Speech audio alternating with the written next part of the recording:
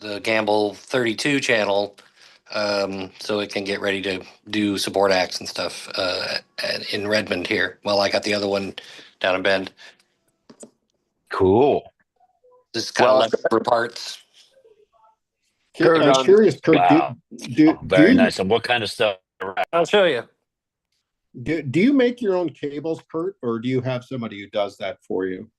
Both. I get a lot of stuff from Rapco Horizon. I got a buddy there, Carrie, who treats me right. And then anything that's a specialty thing, or if we need it urgently, we'll make it.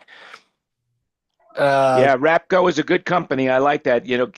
Karen has been there, and her husband's been there forever, and wonderful. They guarantee their cables. I mean, their biggest competitor, of course, is Whirlwind, which is a little bit more costly, but still, they're great. We have lots of But Whirlwind anyway, stuff too. Hey, the show has been in progress. Just want to say welcome, everybody, to Thinking Out Loud with Friends of SoundBroker. And, hey, remember, everything you hear today is an opinion. Do your own research, and let's have some fun. But before we do, got to bring you down a little bit. I mean, did you guys hear who died just yesterday and today? Brian Wilson. Yeah, the guy from Brian Wilson, Sly Stone. Yeah. John at Gadenzi. the same age. They're dropping like flies. Yeah, I mean, amazing.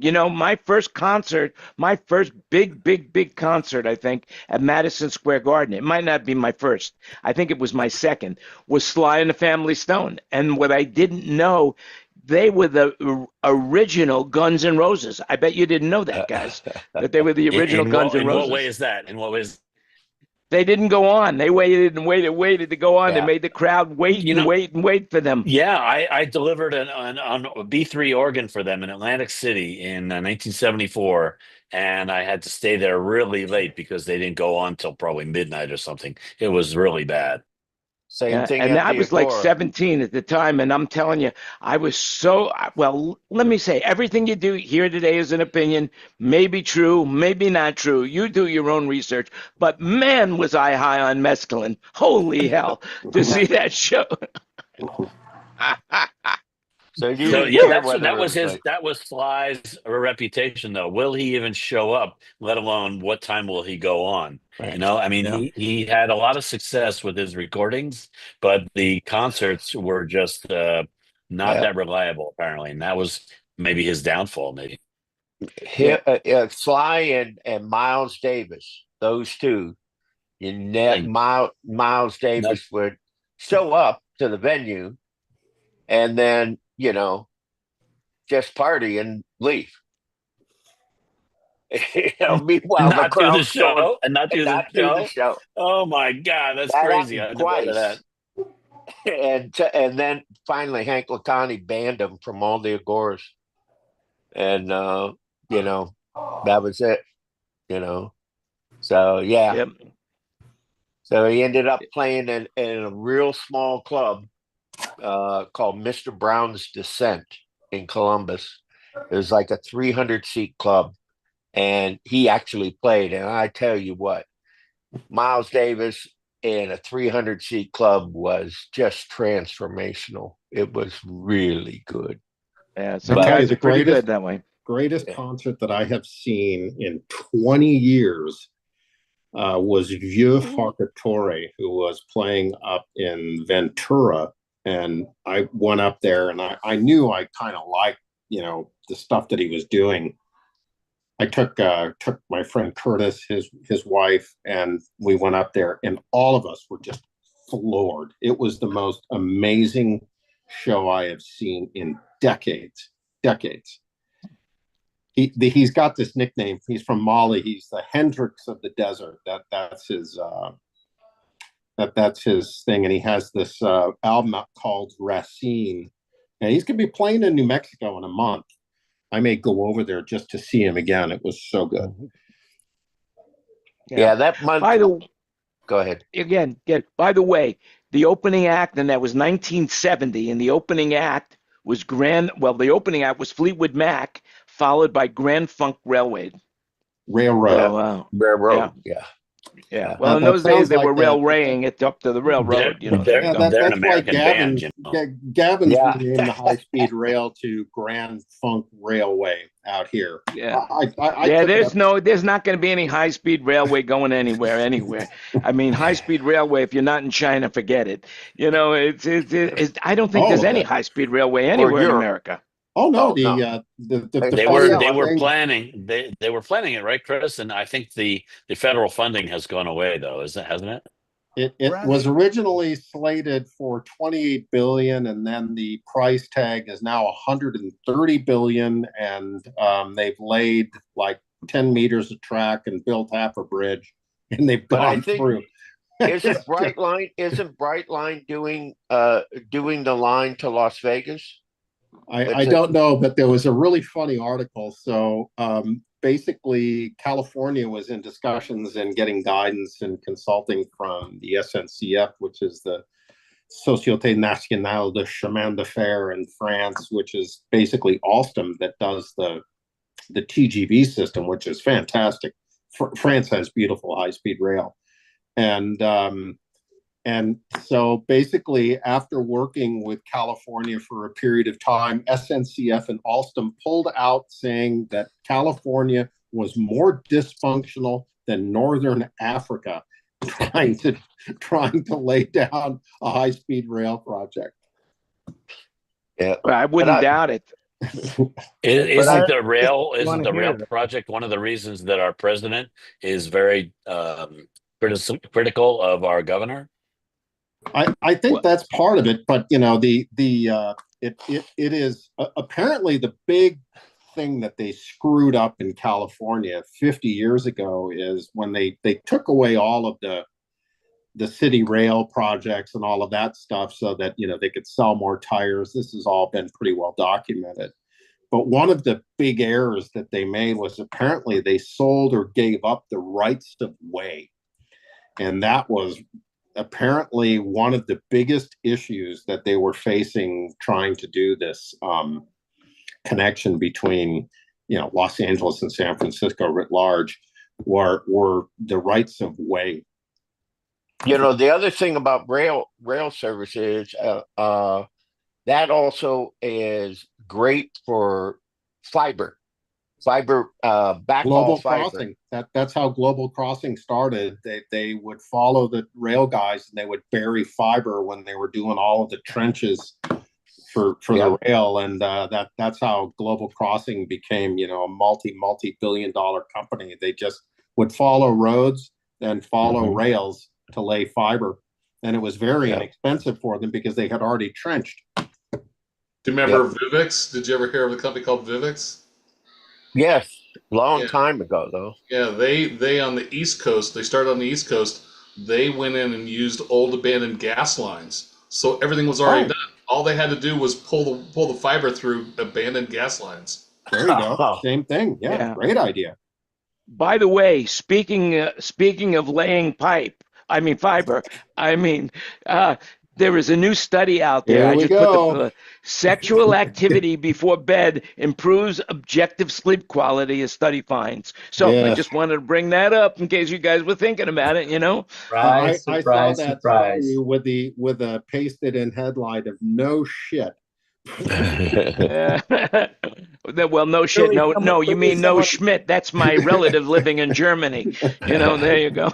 Really, someone was paid though to actually perform this study, which tells you something about where. Yeah, I think we should all try to get together and have a study like that with very attractive, Brazilian beach girls and. Right, but the key is not to perform the study. The key is piping girls, not Brazilian. for the study. I volunteer. I volunteer for a study like that. I'm all in. No problem. Well, good for you. Good for you. I want to write off the condoms and the whole. You're going to be paid for everything. They're going to fly you to Copacabana and circulate with all the hot-looking girls. Oh yeah. Well, that's the thing. You have to. That's the study. You want to do the objective study of dick size around the world. Well, I want to tell you, for 10 years I did that in Brazil, but believe me, everything you hear today is an opinion. It may be true, may not be true. And you're says the married man in his home in Las Vegas. That's correct. In case my wife ever learns to speak English, I want to make sure whatever I'm saying might just be a figment of my imagination. That's it, instead of reality. Hey Jan, are you going to? There's only 2 weeks left for Robert at the Sphere. Are you going to treat Bo to a show? I don't know. I've been hearing really good reviews about Kenny Chesney at the Sphere. It's like everybody seems to think it's a great show because the visuals, evidently, they really knocked the visuals out of the park. And Fred I hear went. it's phenomenal. Yeah. Fred went, and Fred told us about it. And like he said, it's one of those we make shorts out of each of the shows, and one of the top shorts that we had was Fred talking about going to Kenny Chesney and not knowing what to expect. So, yeah. So, I wish I could go, but yeah, just the finances just can't do it. I'm going to call him. I'm going to call Robert, see if we can get together for lunch. Kenny is in town. Kenny Newman's in town. I'm in town. And if I can set up a lunch, I'll let you guys know. And then you all can come and join us. We'll have and I'll tell you what, not only that, I'll get Robert to pay for the lunch. Don't worry about it. When are you in Vegas, Jen? I'm here now. I'm here right now. Wow. This is my Vegas setup. In that case, you're paying for the lunch. I'm driving from San Diego too. All right, very good. Well, I'll tell you what, I'll make an exception to my rule, Greg. If you come up, I'll buy the lunch. That's it. That's it. I'll buy the lunch if you can find me. If you can find me. Don't know. Gregory, don't know how long I'm going to be here. Bacchanal at Caesars. Yeah. Just remember that. I want to go Bacchanal, to lunch at the Bacchanal. Hey, we're good for In and Out or or Chick-fil-A. That's it. Yeah. Those are my that's where my budget takes us. Robert likes the Peppermill. I went and stood in line at the Peppermill, and Peppermill is phenomenal. It's just an absolute phenomenal restaurant. Been around forever. It's one of the only standalone buildings on Las Vegas Boulevard now on the Strip. Which is apparently there's like a building, salt mine or something, where it's all underground in Vegas. Or is that in Arizona? No, I think that's in Arizona. It's not in Vegas. Yeah. There's apparently some underground restaurant where the entrance is just looks like an outhouse, with a door, and you walk downstairs and the entire restaurant's below ground, and it's supposed to be just absolutely stunningly good. That's just a cover up for one of the casinos' money laundry making. Yeah. No, it's a Bitcoin mine. Oh, it is it? There is a recording studio here called the Salt Mine. If you ever go to Poland, there is actually a salt mine near Krakow. And one of the chambers of this salt mine is size of the church. People actually do book weddings like 2.5 years ahead of time because the line is that long. They also have the smallest chambers, a size of the room, that you can book for the night, sleep inside of it so that you can breathe the iodine, which is very healthy for you. But it's a very spectacular view. You can book either touristic pathway, where you can just walk and watch things, or you can book an adventurous package, which they guide you through. You can use the tools that they used to use for mining the salt back in the day. You touch things, you play with stuff, and you're able to operate some of the machineries. It's really breathtaking. If anybody goes to Krakow in Poland, please see the salt mine. It's beautiful. When we'll keep that in mind. Operated? I'm just curious. It's a fascinating way to amortize a dead mining operation. Maybe they should put some Holland Pot speakers in there. Yeah. Hey, Kurt, I saw more Panthers than I've ever seen in my life last Friday. Oh, Metallica? Yeah. Yeah, talk a little bit about that, because you sent me the pictures and I was going to show them on the panel today, but they weren't big enough for me to show them. Sorry. So tell us about it. Tell us about your experience there. Well, I went down Thursday for sound check, but I got there late and I didn't catch up with David, and I didn't know anybody on the Claire crew, so I just walked around and just looked at it. They had on that on that setup, they have 8 towers. I think we talked about it before. 288 Panthers in total, and 80 2100 LFCs, and it was very impressive. Did I you didn't. stay around for the show? Yeah, I went on. The shows were on Friday and on Sunday. I went for the Friday show, and I didn't stay on the field because it feels like temperatures was over 110 degrees on the field, because it was 104 and about 89% humidity. That's a So Raymond James? yeah, that was a Raymond Very James. uncomfortable. Wow. Yeah.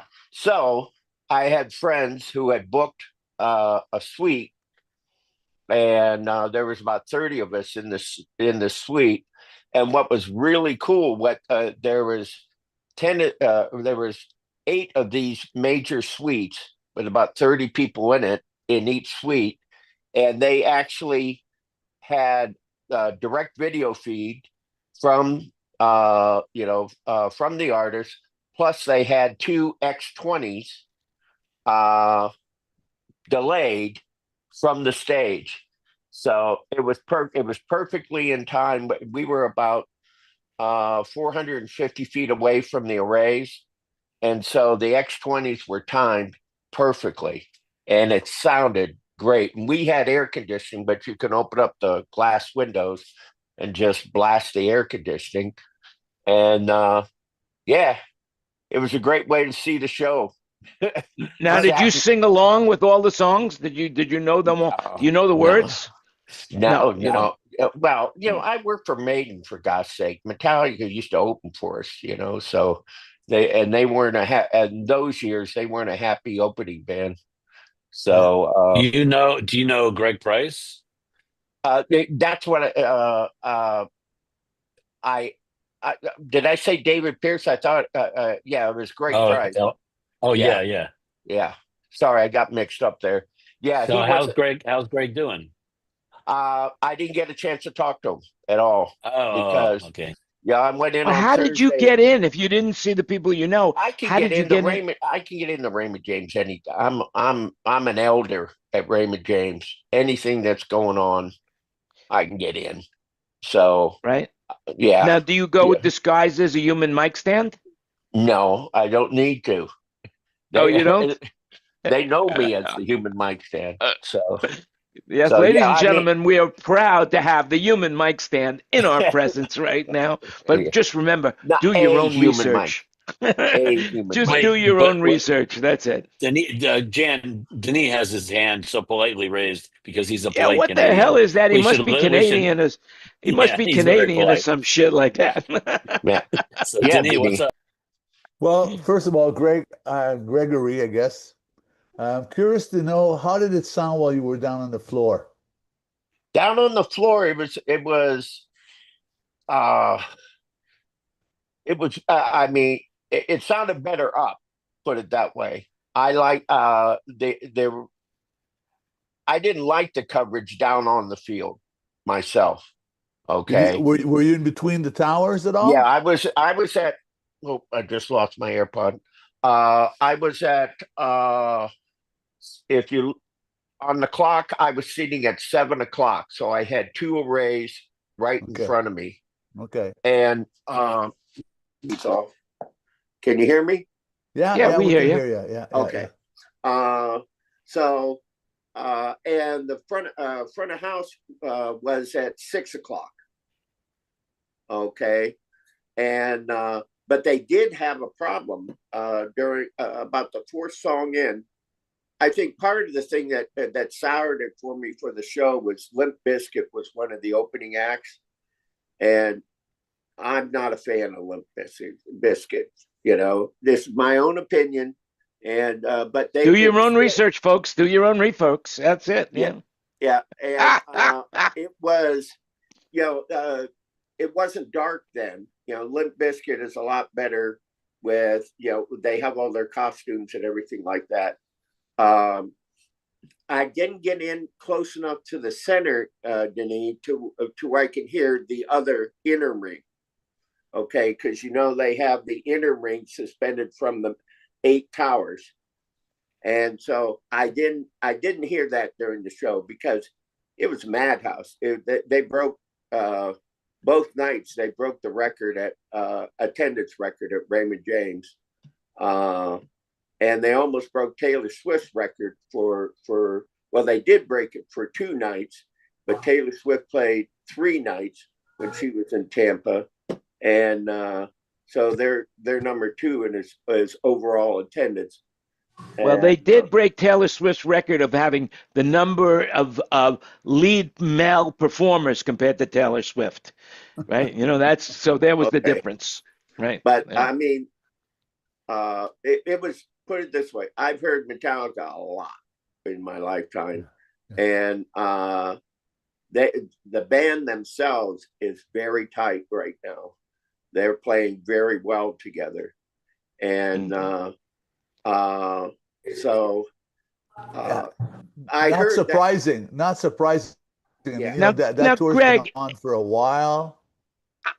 I'm just curious to know. Now, I'm not a big Metallica fan, to say the least, and that's not an opinion. That's my belief system. That I know myself pretty well to know that I'm not a big fan of Metallica. But what is it with them that they are so big?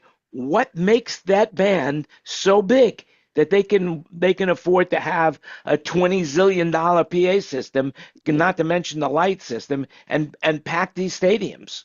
I can tell you that they're even gigantic in Europe, but just gigantic. Yeah, I mean, I had the same question when I went to work for Iron Maiden. I didn't even know Iron Maiden when I went to work for them, and and boy, was I given an education, and it was the best 2 years of my life. But and the crowds there, we headline Rock in Rio, and that was nuts, So, but getting back to the sound today, it was the on the mix. I really liked the drum sound. It was really tight, and as far as you could tell the drums are compressed, but not too much, to where you even out of a line array, you got the punch. Yeah. You could feel the punch that you used to with horizontal arrays, when but let's remember that Greg's using samples in there, right? So yeah. I mean, when I worked with I opened up for Greg when he was mixing the Cult. And even then, he was using samples. Like I'm talking in '91. I mean, he had an in and out and 2 samples on the kick. He had a snare top, snare bottom, and a sample. And this is back in '91, '92. Yeah. And so what band were you with at the time? I was with a band called Boot Sauce. It was a Canadian equivalent to Red Hot Chili Peppers. Yeah. And funny enough, about on my first tour in England, when we landed, I was out there with a Canadian band. When we landed in England, the record company was there to pick us up, and he said the tour's canceled, but it's going to cost us so much. The tour's canceled because the headliner, a band called Trush, the drummer broke his wrist. So they said, yeah, but you know what we're going to do is we're going to put you up in an apartment because it's going to cost us too much to send you back to Canada. So we're going to keep you here for the 3 weeks. So they put us up in an hotel for a couple of days, and then they moved us into an apartment. And then they said, yeah, we found you an apartment. And then what we'll do is the other opening act on the bill, the bands that was actually on before you guys, are going to be in the basement apartment, and you guys will be on the first floor apartment. And the band in the basement was Metallica. Oh, wow. Yeah. Oh, that's a great story.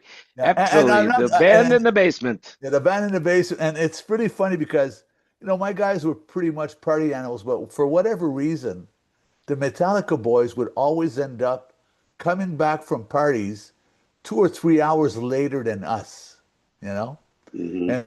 And so they were finding parties that we weren't finding.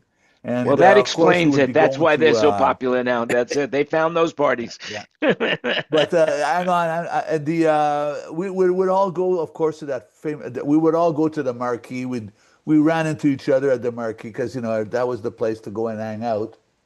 But every morning we'd get up, and on the stairs going down to their basement apartment, it was always female lingerie every morning. Different female lingerie hanging from the from the and then Well, you see, funny enough, on the next year I was touring America, and the opening act on that bill was Megadeth. Oh, wow. And weirdly, Mustaine never talked about that tour, even in his biography. He never talks about that tour, and they were all taking, they were all junkies back then, and they ran into the ditch with their 15-passenger van 3 times in the course of the time of the summer that we were with them. unbelievable. Yeah. Mustaine actually asked me to go out with them, and I said, no, no, no, no, no, no, no. I'm not getting into a band with you guys. Yeah. You were a Boy Scout in those days, hey? You were a real Boy Scout. There you go. I know. I was not a Boy Scout, but I mean, actually, to be honest with you, those 3 weeks, I think they were 3 or 4 weeks. Me and Dave got to know each other pretty well, Yeah. And one night, we were traveling in a Winnebago. This was before I was with a band that could afford a tour bus, and so depending on where we were, some people were in the hotel, some people were in the Winnebago, and I'm in the Winnebago, and there's a knock on the door, and it's Mustaine, and he said, "Where's everybody?" I don't know. So he came in, and on our rider, we had Kahlua, and we would get a jug of Kahlua every night on our rider. And so Mustaine was asking, "Well, what are you doing?" I said, "Well, I'm drinking Black Russian." And I introduced Mr. Mustaine to Black Russians. And let's put it this way. When I got up in the morning to go out for a pee, I opened the door, and Mustaine was on the ground right there, face first. He never made it. He made it out of the Winnebago, but didn't make it back to the hotel. Right there on the ground was Mr. Mustaine. Oh, and you tell these stories to the kids today, and they just don't believe you. So just to finish that, on Sunday, they played Sunday night, and they got Sunday night's bill was with Pantera opening. And that was a good show. I didn't see it, but I heard from everybody. They just said, you should have gone on Sunday, Greg. You should have gone on Sunday. It was a killer show. Yeah. So, I hate when people say that to you. Oh man, you don't know what you missed. Oh my God, you should have been. Oh my God, the women were taking their clothes off. The men were dancing on the tables. Oh, you don't know what you missed, man. You just Okay. don't know what you missed. About the ladies taking their clothes off, I got to tell you a little story about that. So I was doing stagehand labor in an arena, an 18,000 seat arena here in Canada, and we were doing Aerosmith. And so the production manager walks into my crew room just before we go out, for supper and everything. Henry? And the guy, No you know what? names. I don't remember who he was. And he says, "So you guys must know local dancers." And of course, my guys are all saying yes. I didn't, of course. So he says to them, "Get as many as you can to show up. We'll get them on the guest list." And so they showed up, and they all convened into my crew room, which my crew loved. And then so the production manager shows up, and he says to them, "Girls, the idea of why you're here is to incite the other ladies in the mosh pit or at the front to be very open about how they're going to behave." If you grasp what I'm trying to say here. So anyway, and of course after the event, well, of course, all these ladies ended up in the various dressing rooms, but the band were hiring strippers to go into the pit to entice the other women into acting frivolously, you know?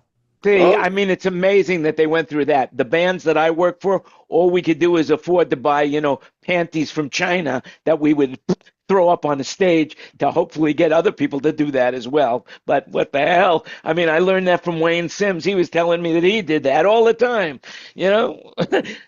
well, No? but Wasn't they you, Wayne? that happened on Leopard as well.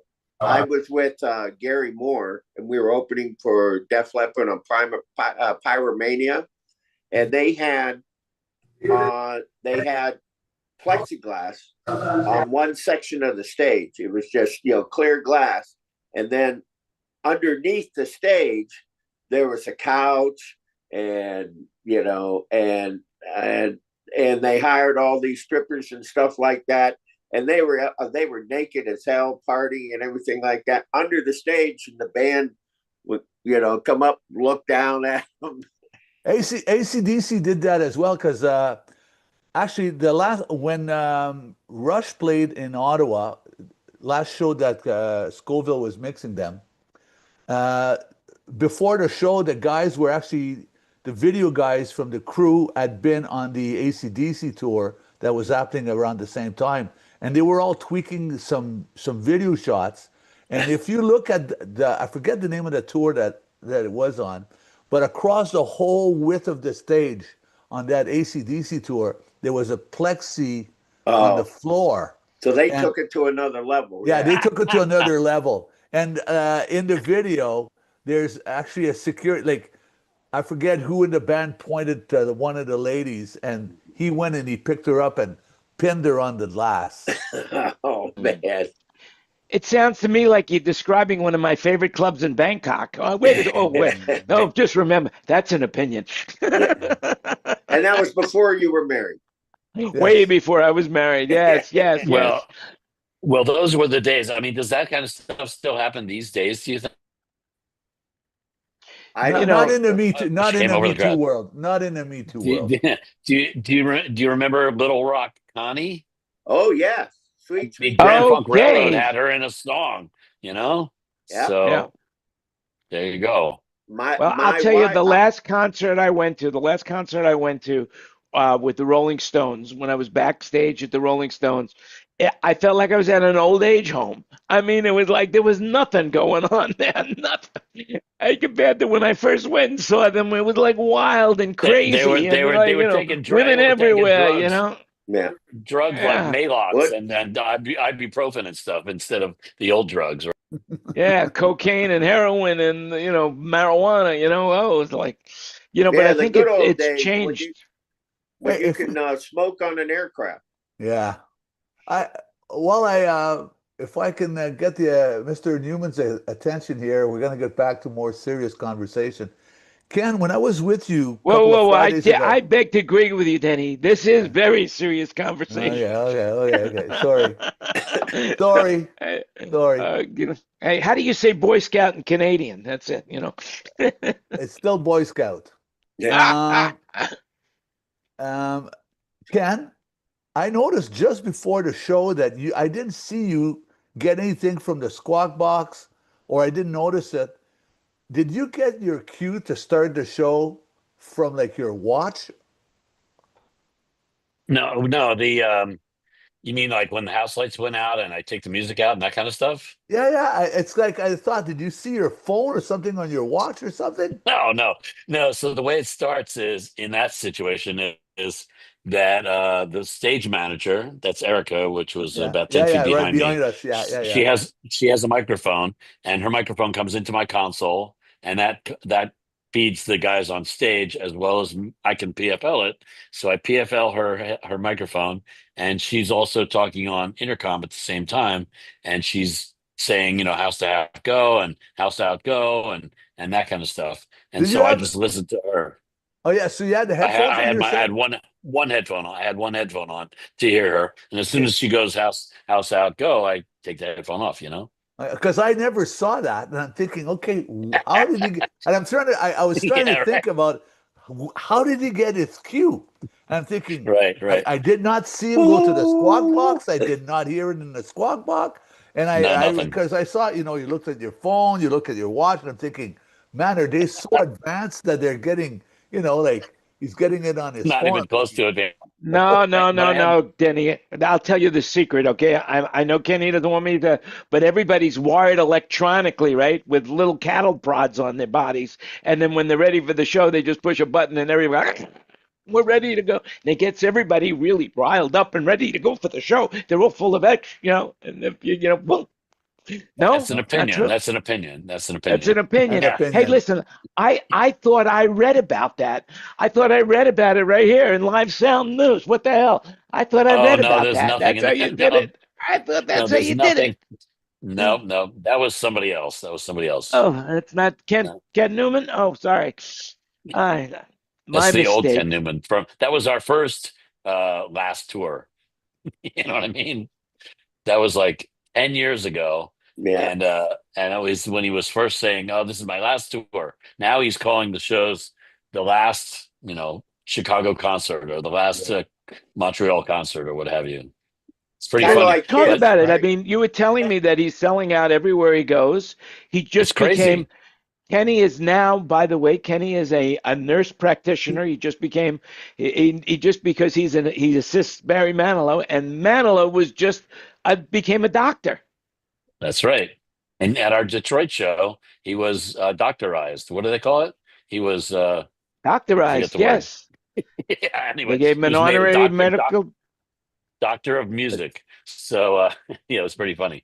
But anyway, well, what was I going to say? What I was going to say was he's probably bumming out pretty hard right now hearing about Brian Wilson's death because Brian Wilson was how old? 82. 82. Barry Yeah. Sly Has a Stone, birthday coming. 82. Barry has a birthday coming up in exactly 6 days where he will turn 82. 82. And Yeah. if you believe that everything happens in threes, I'm sure he's locked himself in the room. He's not leaving. He's not going yeah, anywhere. yeah, I'm telling you. So I mean, talk about crazy. But meanwhile, those shows. I mean, most of our shows were sold out. The only one that wasn't sold out, I think, was the one that you came to, didn't he?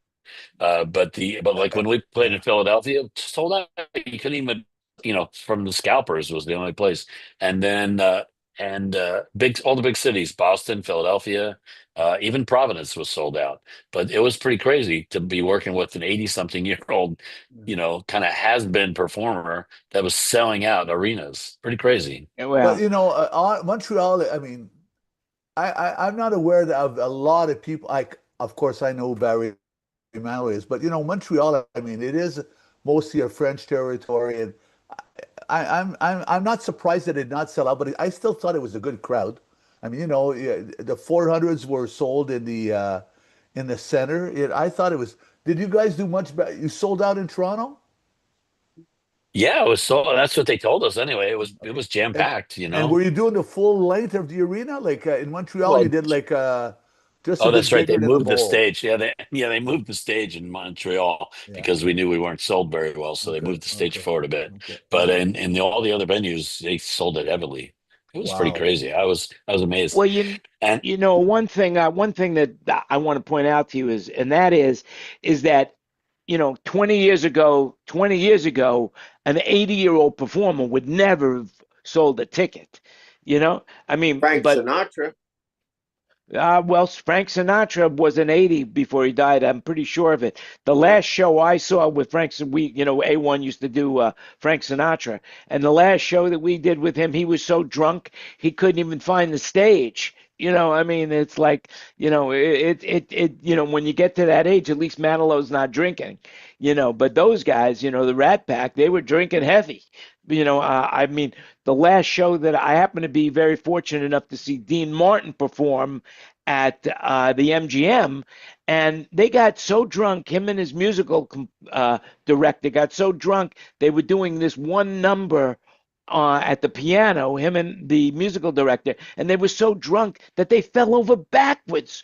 It was embarrassing to see that. Embarrassing. Are you I felt serious? Are bad you for him. serious? I swear to God, true It was a story. gig. It was a So, gig. you That know- is a true Martin, story, not an opinion. Dean Martin So- was so- known for having this as a gag. I don't think that was true. I studied rat pack history before I even came to this country, sorry, Ken. And apparently it was only a gag for Dean Martin to appear like that. He was up and bright early in the morning playing golf, taking care of the family. That's what I know. Ken, what do you say?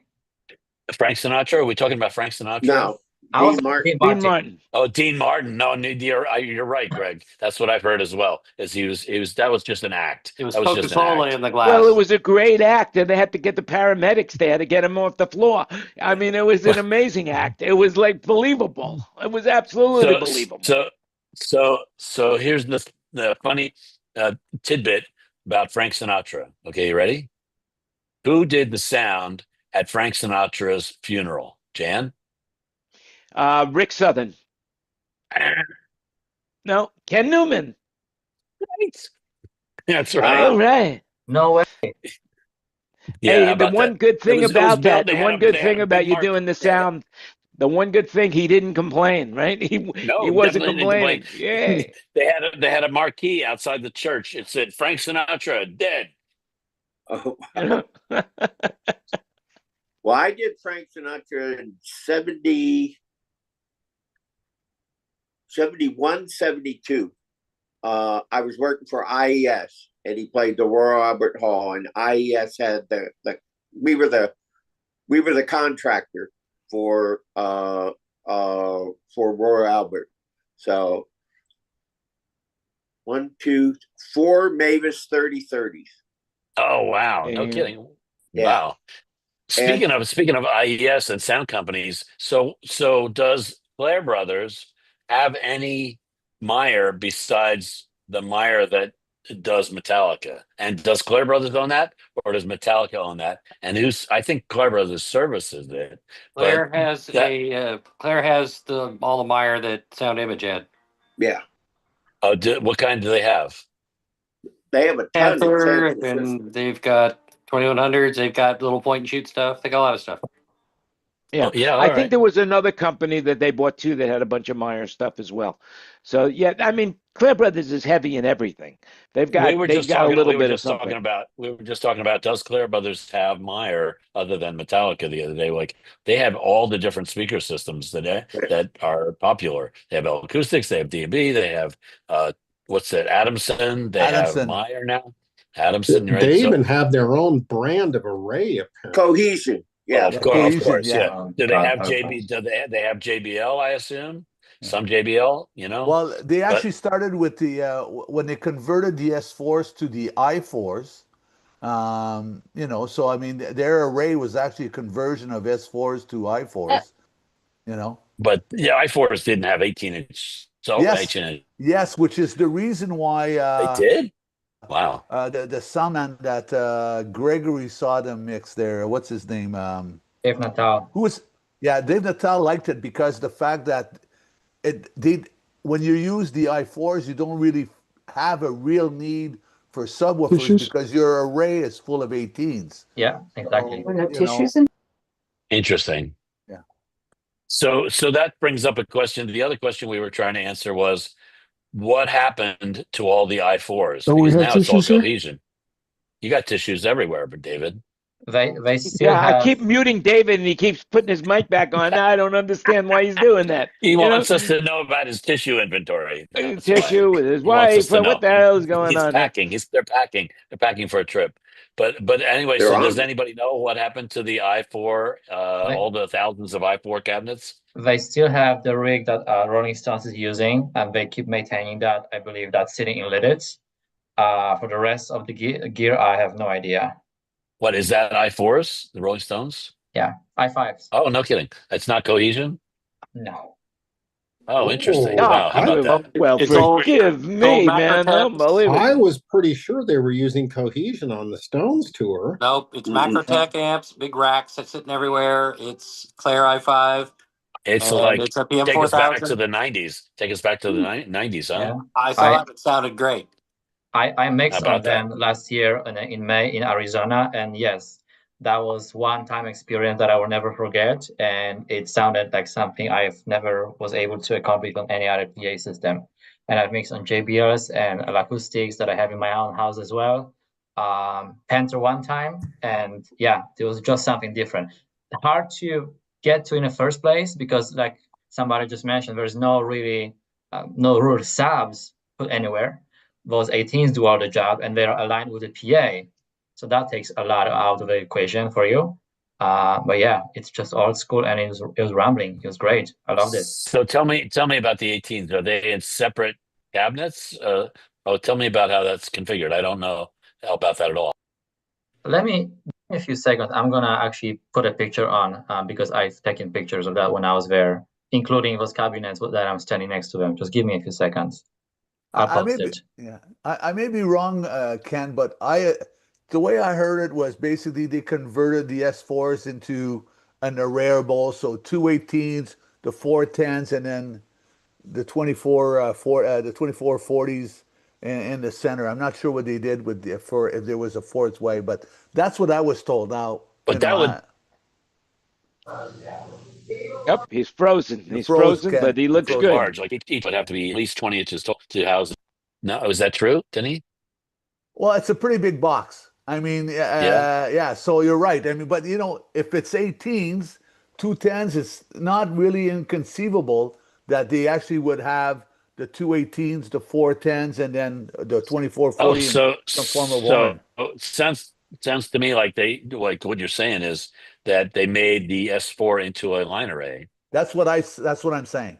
And that's, by the way, Wow, that's how what I'm interesting. heard. I don't know how true this is because I've never verified this myself, but this was the Uh-huh. story that we were told back up here in the Great White North.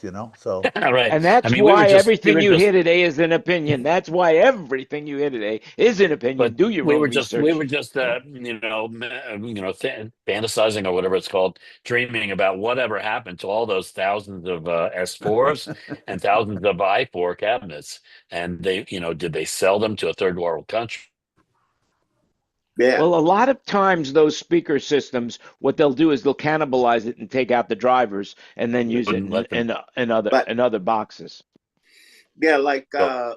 Casco's what were their at the very The end, Kenny? Harwell. Yeah, the Harwells went to Mexico or went to South America. A1 Audio bought some of them, right? But Ken, yeah. here we go. It's in a chat now. I posted those pictures that I can see. You can Oh see those yeah. Oh yeah. cabinets. Let me check it out.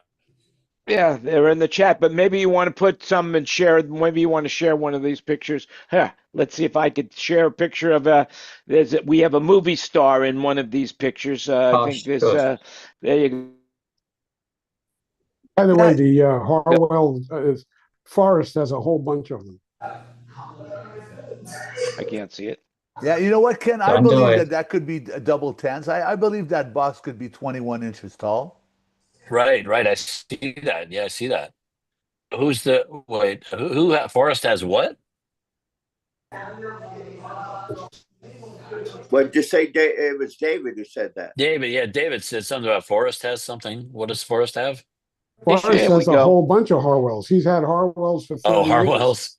Oh, that's too Yeah. bad. Hey, who's that So movie star in that picture? What the hell's going on there? What is that? I think that. And what desk is that? It looks very Digico-ish. That's SXL.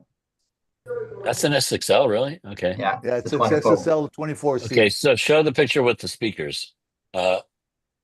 Okay, here we go, and we'll share. Oh, there you go. this. So I mean, can that peak? I see you're standing next to. Well, There you go. You're on your right. On your right, that could be. Is that an I4? That each one of the is that two I4s? It looks like there's more than that. If you look at the speakers, let's see. I can't write. I mean, there you go.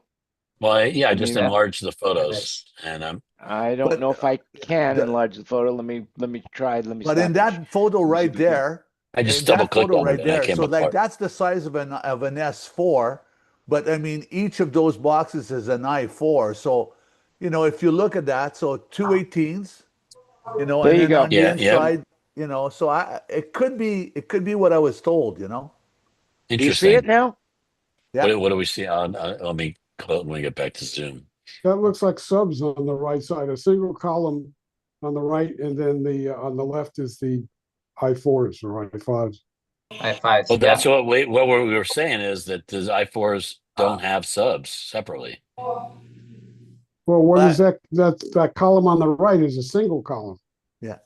So on the outside would be I the see. subs. Yeah. That the outside, that's the subs hang. Yes, that's a separate column. Oh, I see what you're saying. So that's the speaker that you're leaning on. You're leaning on two speakers, and the speaker on your right is an I4. The speaker on your left is a sub cabinet.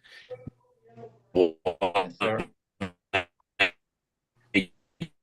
Are they I4s or I5s? Someone's breaking up. Each one of those boxes, maybe. Hold on, can I you see repeat what that? you're Because looking at. You're looking at this picture right here. So let's see if I can do that. There you I didn't go. hear your question. Yeah, there we go. Exactly. So this is on my right side. That's the main PA. On the left side, that's your subs. That's the 18-inch speakers. Excuse me, not the subs per se. Right. So basically, the way I see it is this. These are the subs right here. Kind of, yeah. Those are the 18-inch drivers. Right. And then they connect just like this when they're flown. Yeah. Very interesting. Is that Oh, an I see. I5 They or an connect. I4? Okay. Sorry. I think 4.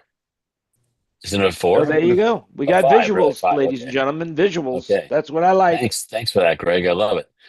Yeah. So that explains what happened with all the S4s. Now, you think there's more? I mean, I think there's more than a stadium full of I5s in Claire's inventory. What do they do with the rest of them? They probably Okay. sent him to Brazil for the Madonna show, and they never came back. Okay. No, actually, Gabby Sound did that, and they would need that. But man, could you believe it? Over millions. How many people did they say? 2 million people showed up for that Lady show. Gaga outdid Madonna, by the way. Yeah. Yep. Really?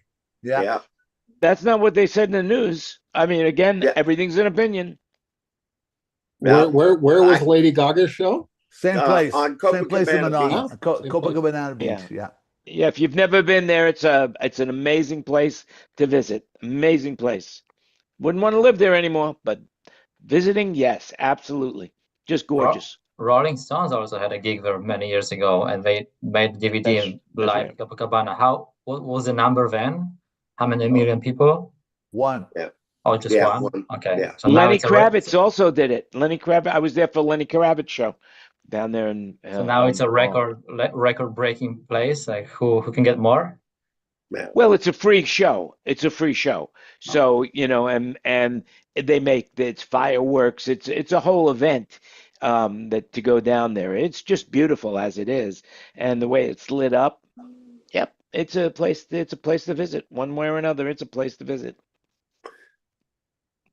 On another Anyway. subject, Wayne, I wanted to mention to you is the Time Machine of Sound group on Facebook.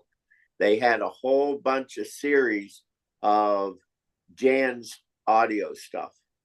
So join that group on Facebook. Yeah, I think I've already joined that. Okay, well go look through it. Good. Speaking of Jan's, I got to spend 2 days with Howard Page with Sting. Oh, nice. That was pretty amazing. He was first show of the season too for me down in Bend, and I'm like, why did it have to be a big time heavyweight like that? But he was great. What was he mixing on, Kurt? He was on a Rivage. Yeah, a Rivage. Yeah. A Rivage. Well, we're all working so hard.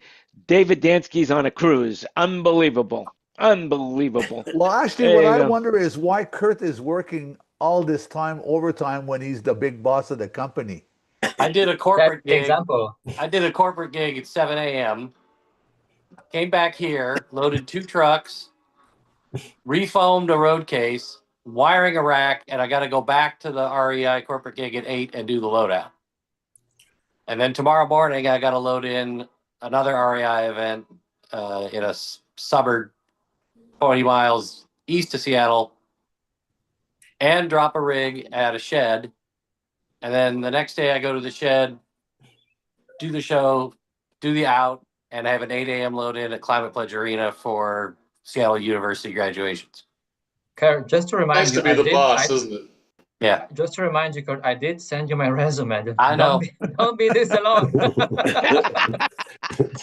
I need money too. An What I object know in about- motion tends to remain in motion, and I intend to remain in motion. Yeah. And once again, I have to remind you that everything you hear today is an opinion. Do your own research. It might not be true. You know, we don't know. So Here's what he's looking pretty good now, right, Kurt? I'm thinking that Kurt has got to be having the most forgiving wife, you know, to let him do all those hours in that many days in a row. Girlfriend, but she's a musician, so she gets it. She toured the Okay. world, USO Okay. shows, and all kinds of stuff. Okay.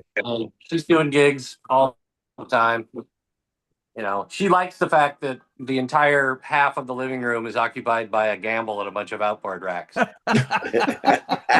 Cool. So Matt's made in heaven, right? Yeah, I'm all over it. I'd say she's a keeper. And every once in a while, I go out and I mix her band.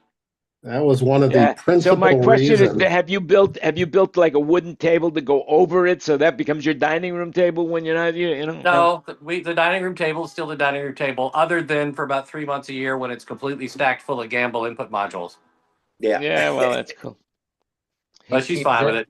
And he That keeps was, the drum that from was butt one of kickers my- underneath his bedroom bed. That was one of my wife's biggest complaints, was the amount of cable that I had in the house. I had IT cables, sound cables, I had electronic drums. So there were, cables going from the triggers into the thing, and then cables from there into the soundboard into the. This winter, I'm actually going to wire an analog and a couple of digital interface cables from the studio portion of the house underneath and have them pop up in the master walk-in closet. Because with all of the clothes and everything, it's a great ISO booth. Yeah. There you go. Not only that, you're going to be wearing cable sweaters. That's it. That's it. So you'll have a cable sweater, with a crew neck. That's it. Cable sweater with a crew neck. There you go. All right, we're coming near the end of our hour on line, and so as I always do it, anybody have anything that they want to share with the public before we say goodbye to the public and go into our own little hibernation here? By the way, InfoComm is happening in Orlando. If anybody's right now, I have friends there, a lot of friends there. Oh, you are? Yeah. There's a lot of people down there, a lot of people that I know down there. Say hello to all of them for me. That's it. By the way, what was I going to say? Who knows? Oh, I all wear right. my SoundBroker shirt, but obviously, You know what? It's funny you should say that. It. It might have been lost in the mail, but I am here right now. What is your address? Let's tell everybody what your address is right now. No. Yeah, let's dox Greg. Yeah, I'll tell you a funny story, a little quick story. Going back to Sly Stone, he was on the David Letterman show, and he wanted to give out his phone number, not to him, but the guy that was booking the band, so that he could get work and they wouldn't let him do it. They bleeped it out as he gave out his phone number. But the people in the audience got it. Yeah, evidently, and he was saying, the guy, I'm paying him enough. He can get those phone calls. It's okay, it's okay. Chris, speaking of which, you're in LA. What's going on? How's the rebuild coming? Honestly, not a whole lot of news. I guess about the only kind of major trend is that it looks like more and more people are going to be selling their lots. Essentially, no one really is insured for the full amount of a rebuild, because when they sold you your insurance policy, they were estimating somewhere between $400 and $600 a foot to build, and it's now double that, right? It's like between $800 and $1,200 a foot. So even if you collected, your full insurance reimbursement for the structure, you will still have to come to the table with your own money if you want to do a rebuild. So there are something like 240 listings at the moment, and people are expecting that to rise. I'm sure there's going to be a lot of corporate giants buying those lands up, to rebuild eventually. We've heard about that, but just, if you take a numbers, I don't know, let's just throw out a pie in the sky that land is somewhere between $2 and $3 million for a parcel average size. If you multiply that by 1,000 parcels, well, that's 2 to 3 billion worth of estate transactions. So that's a lot of money, and it's unclear. And the other thing is that some people are basically saying, well, you know what, we're going to sell, but we don't want to sell right now because we don't feel like price discovery is complete. We don't know really what, how to value the land. So we're just going to sit on it. And this is, again, it's very hard to verify this, what we're hearing, and that people are going to start putting their parcels onto the market later in the cycle. So we'll see. Chris, is there any truth to the rumor that you bought a double wide to put on your property? On your Zoom? No truth to that at all. But I am going to be buying one of your SL, stages, because there's nobody living in the Palisades. I thought I'd just have a free outdoor concert at 2 a.m. Yeah, pull the stage line up there. And hey, Denny, no one's around. It's perfect. Yeah, Denny, how was your trip to Europe? I haven't guessed yet. I'm leaving in 16 days. Oh, wow. Oh, all right. Well, hey, we'll be missing you. I just want to let you know we will be missing you. Hey, Colin, so what's going on with you? What's new with you? What do you want to tell the world?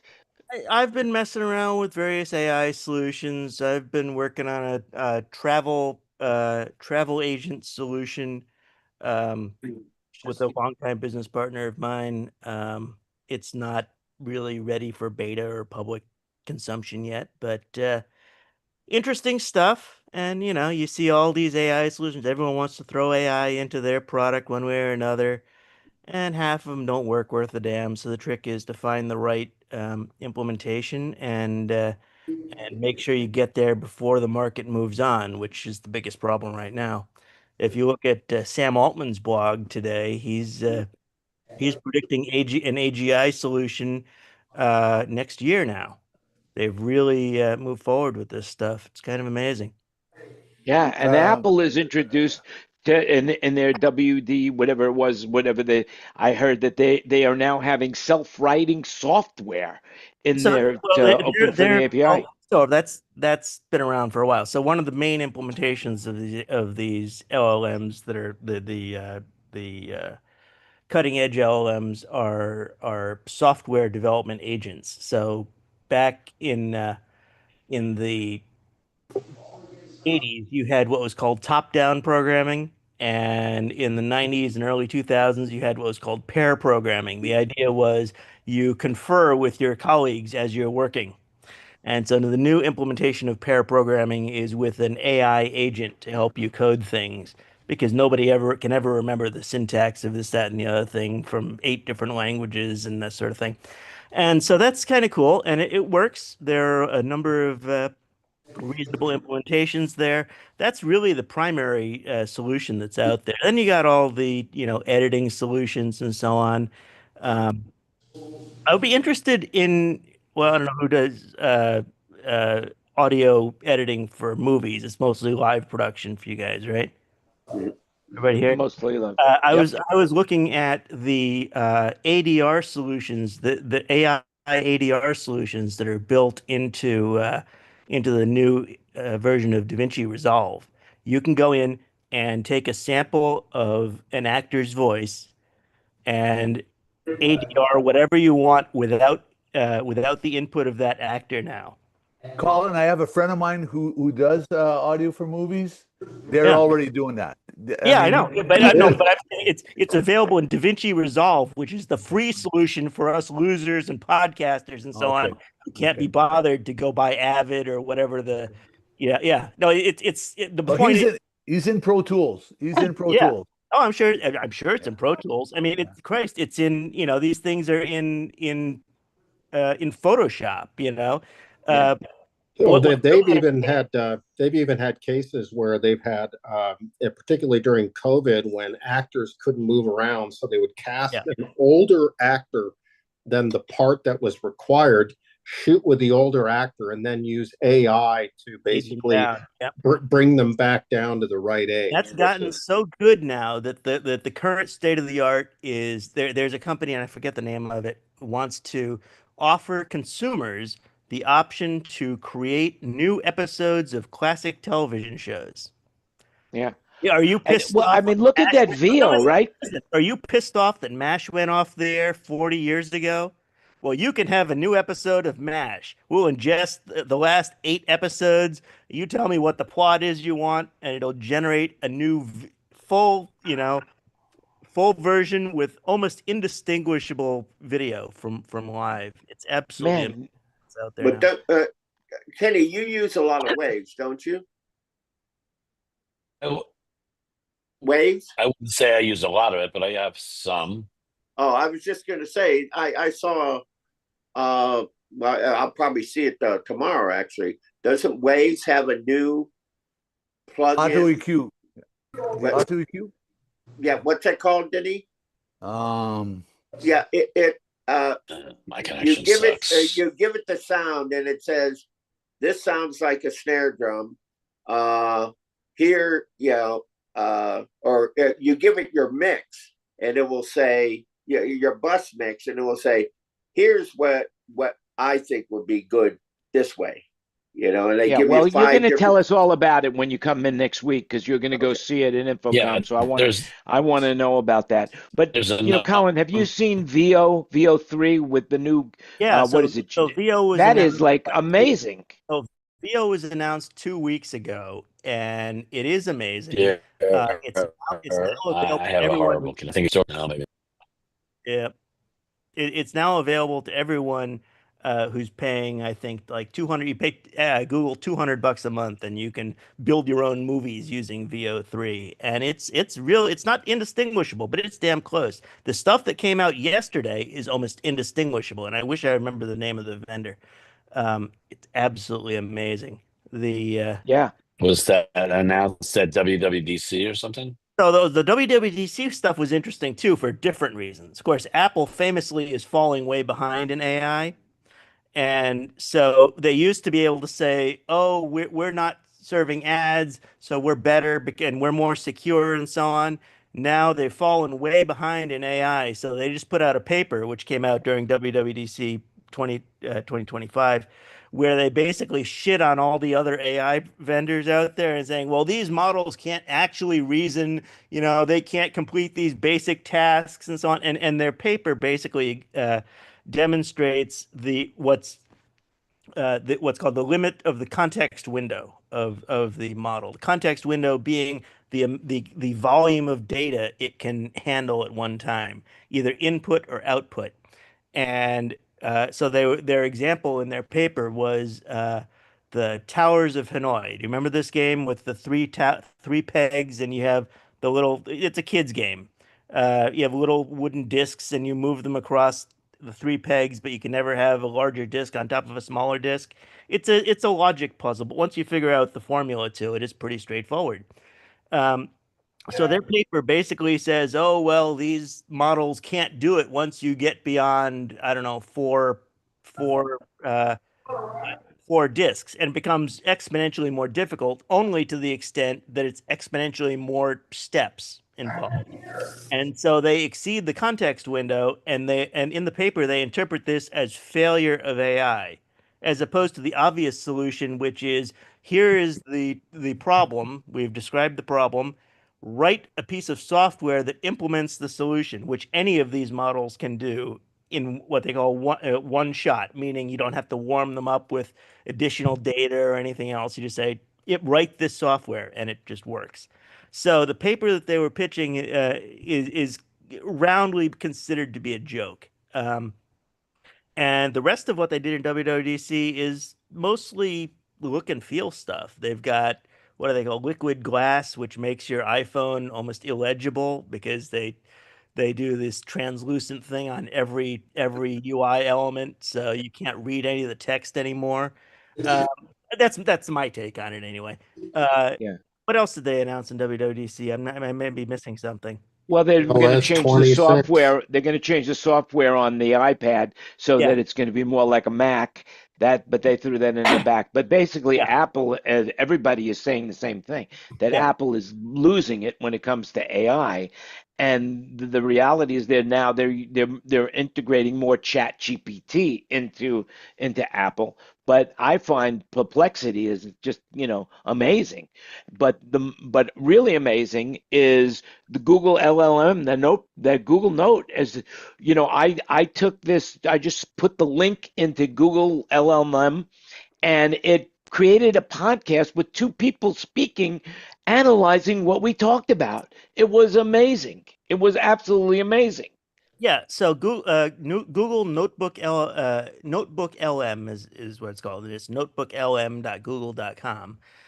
That's an easy to use implementation of what they call a RAG stack, retrieval augmented generation. So you give it a bunch of documents, it indexes those documents using what's called a vector index. So it'll take every sentence out of each document and index it to the prioritization of each token or each word that it's aware of in its corpus of data that allows it to do its normal chat interaction.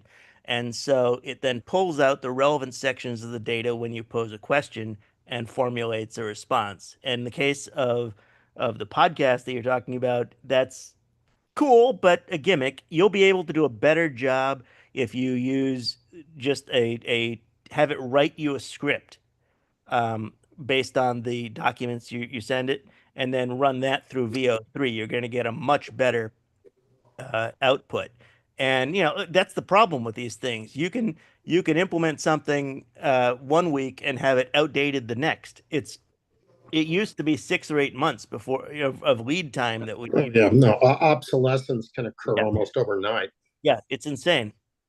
I'll tell you, there's a guy named Matt Wolf. I don't know if you guys know. You know who Matt Wolf is, Colin?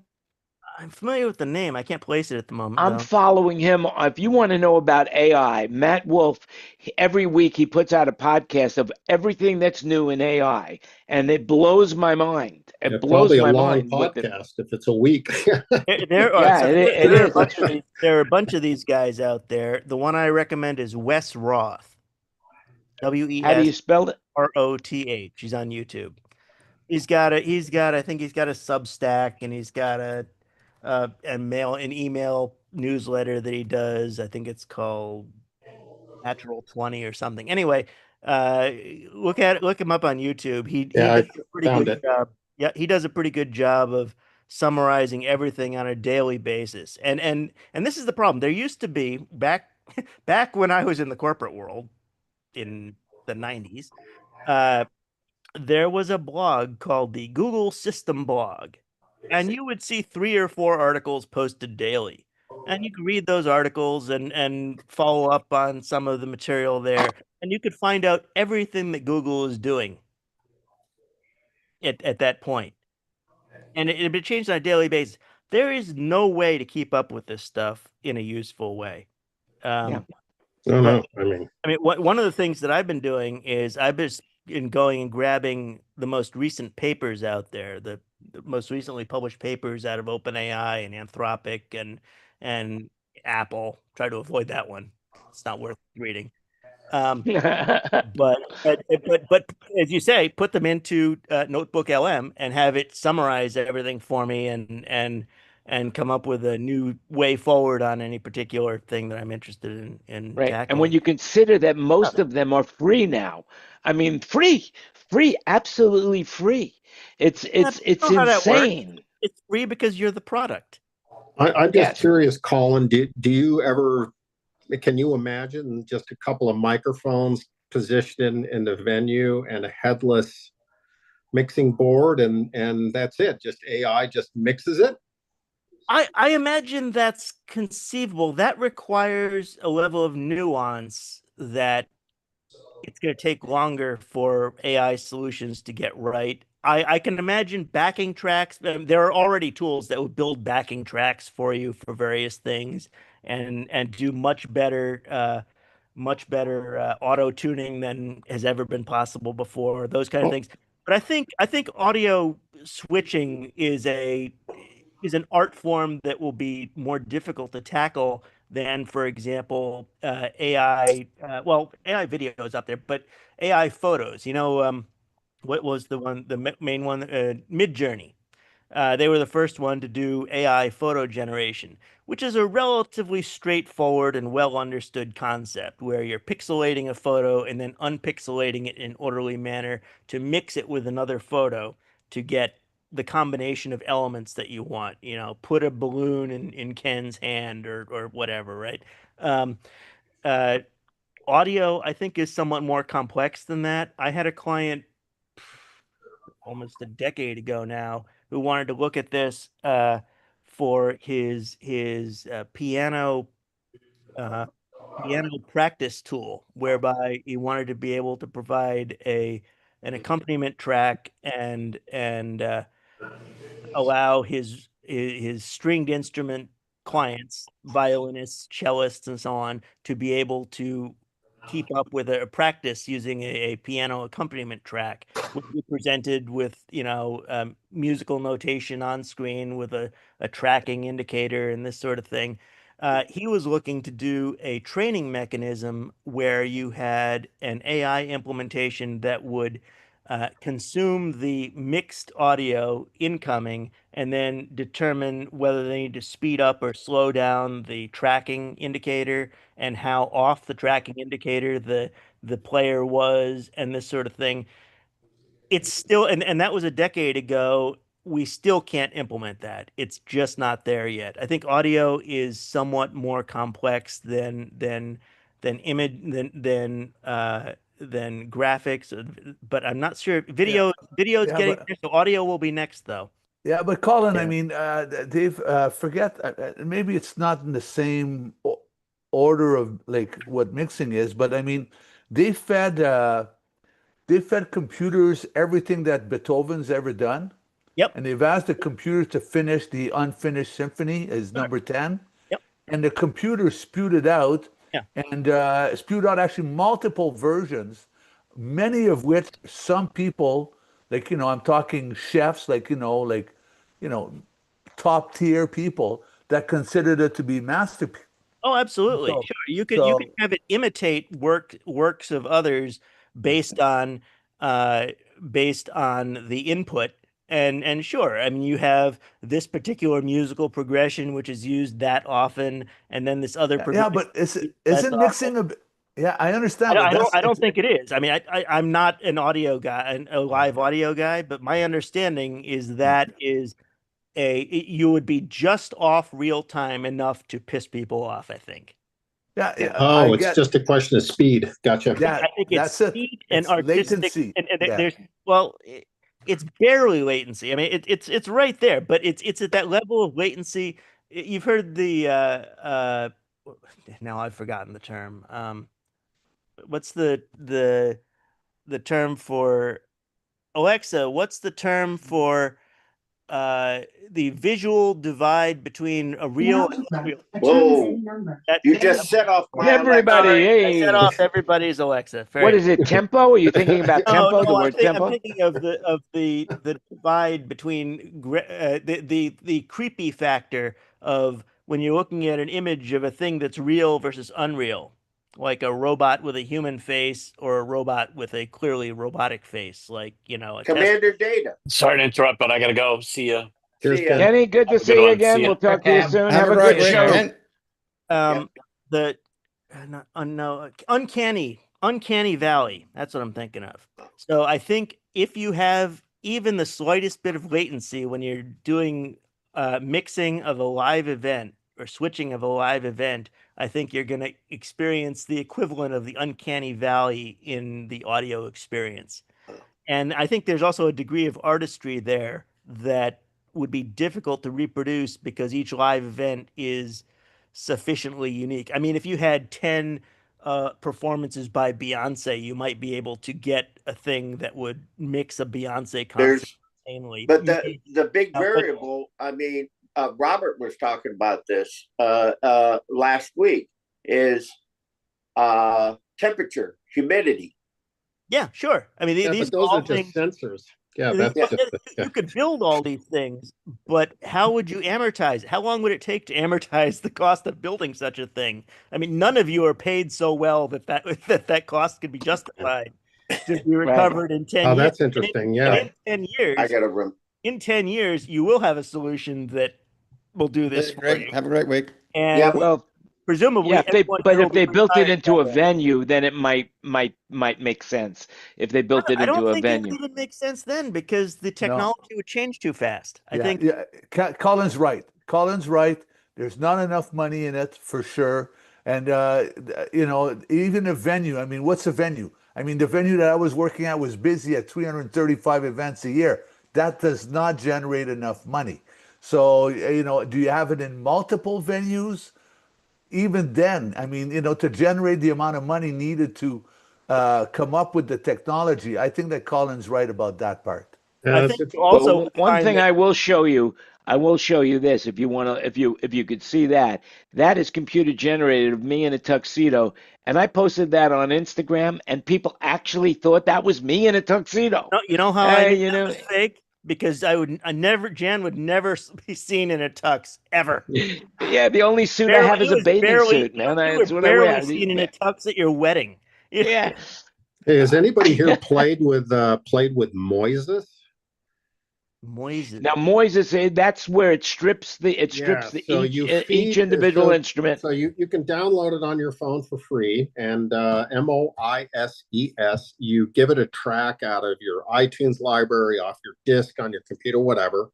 It uploads it, it analyzes, and then it splits it into the stem tracks. Yeah.